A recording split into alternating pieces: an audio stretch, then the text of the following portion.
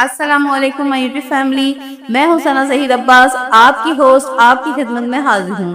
तो जी, आज जो हम सेकंड वीडियो अपलोड कर रहे हैं वो भी मोहम्मद हसनैन साहब की है, जिन्होंने तीसरी पोजीशन हासिल की है इस कंपटीशन में। पूरी वीडियो देखें और अपनी राय का इजहार करें।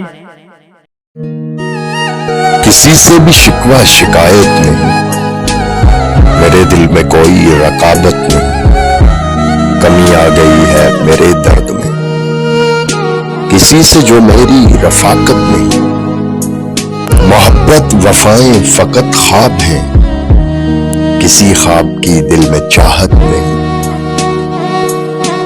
निछावर जो हर कोई करता था प्यार, कहीं पर भी अब वो सखावत नहीं।